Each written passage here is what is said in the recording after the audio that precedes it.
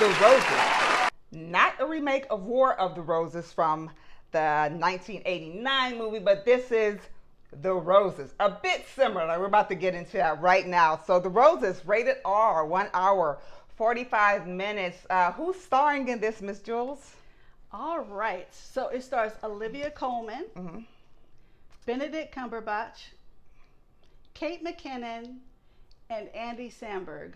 Okay, what's going on in this The Roses? Because this one was a little different. All right. So life seems easy for picture-perfect couple Ivy, played by Colman, and Theo, played by Cumberbatch. Successful careers, great kids, an enviable sex life. But underneath the facade of the perfect family is a tinderbox of competition and resentments that's ignited when Theo's professional dreams come crashing down. So, at the beginning of this movie, this couple is like this. Their insults to each other are hilarious. I mean, the whole theater was cracking up laughing. Back to back, back to back. So I'm like, oh my gosh, I love this couple. Goals. Oh, wait.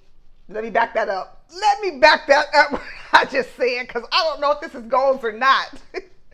This couple, they seem to get along great. Like I said, it's a picture perfect marriage, great kids, great careers.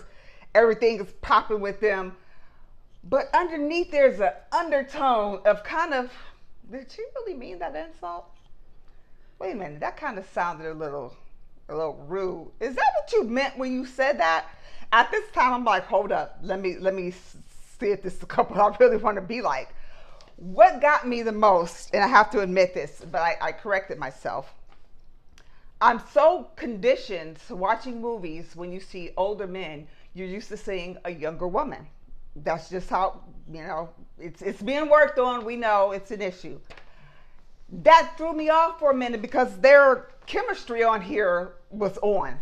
They made it work. It was the physical thing, and I said to myself, oh my gosh, I am conditioned to seeing the older men with younger women because this couple has got it going on. They've got and they're close to the same age. Yeah, exactly. And that is okay. No, it is okay, but I was so conditioned to see it, it kind of threw me off, and I had to correct my way of thinking. Like, wow, that's kind of messed up. That is kind of messed up. It is. It is. But this one, it was really funny, and I had fun with it. I didn't get bored at all. I kept wondering what is going to happen with this couple because they were so good at the beginning, and then it just turned into vicious war. Like, wait a minute, you guys were just the happiest little couple right here, and now you're like wanting to decapitate each other? What's going on? But it was good. It was a fun movie to watch. What did you think of it, Miss Jules? Okay, it was a fun movie, but I agree with you in some aspects. Like, everybody was laughing. And yes, we were laughing too. We were laughing a lot. But even when they seemed like they were mad at each other, even when they seemed like they supposedly hate each other or whatever, you could still feel the love. Yeah. There was still love there. So I didn't get the full hate. And in the first movie, which this is not a remake of, there was way more like violence and hate and visceral, the anger. This one, to me, I don't know if it was that the way that they acted it or what, probably that, but I still felt the love. And even like when the psychiatrist told them, you guys, shouldn't be together. They showed that in the trailer. Yeah, because she said she gave them an assignment, and they completely went off the rails with the assignment and thought it was hilarious. Yeah. She's like, what are you doing? This is what I told you guys to do. She's like, yeah, you guys, and there's like, are you supposed to be saying that to us legally? And I'm like, that's because they love each other. Like, I didn't fully get all the way into this movie because of that. But the acting was good. It was funny. It was pleasurable to watch, but it didn't seem like fully that much of a War of Roses. Yeah, because it's not a remake of War of the Roses because their plot points are different. Yeah. The way it ended, I guess I was expecting a huge reconciliation.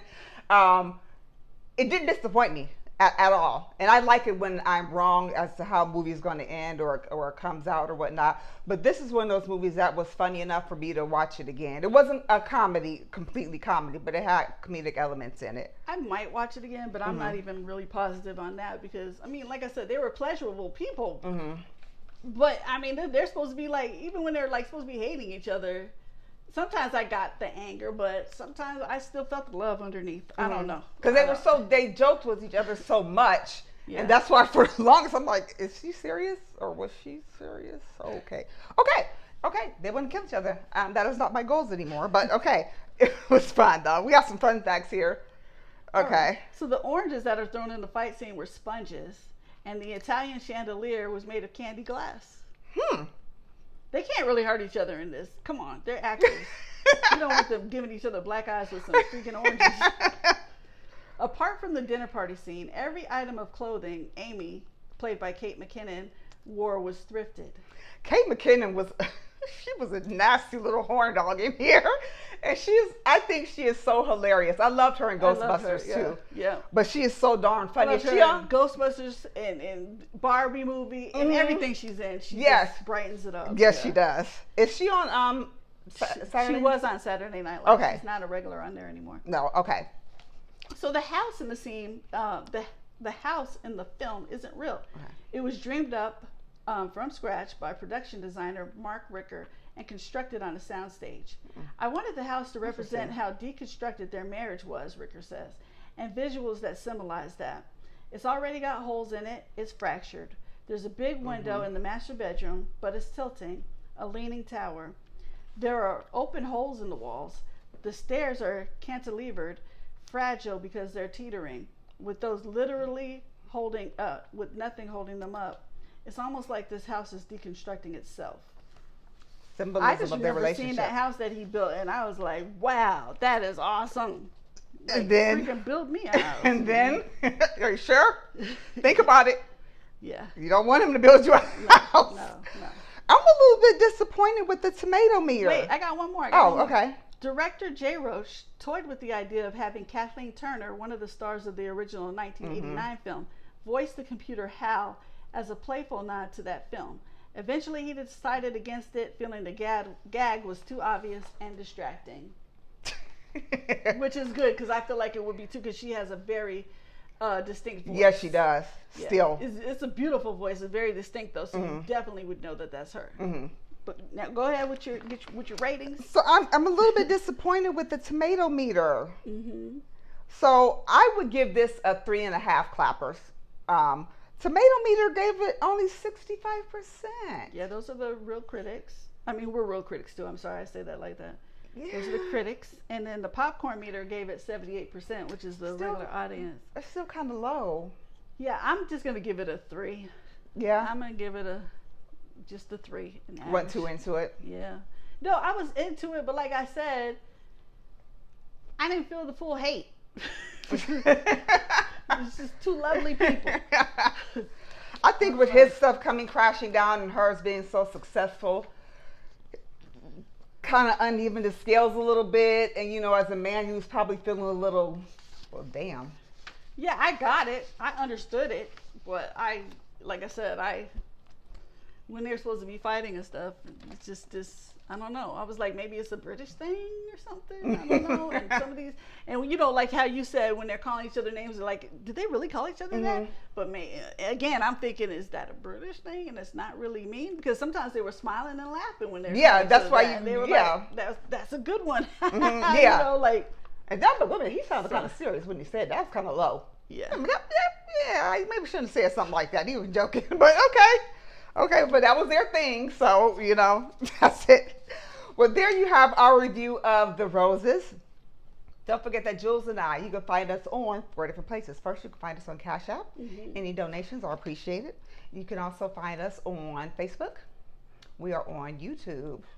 You can also find us on Instagram. Make sure you like, subscribe, share, follow, chat with us.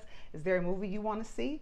Just let us know. Doesn't matter what genre it's from. We'll shout you out on the show and review your movie. All right. Thank you very much for tuning in to our review of The Roses 2025, and we will see you back soon. Bye-bye. Bye-bye.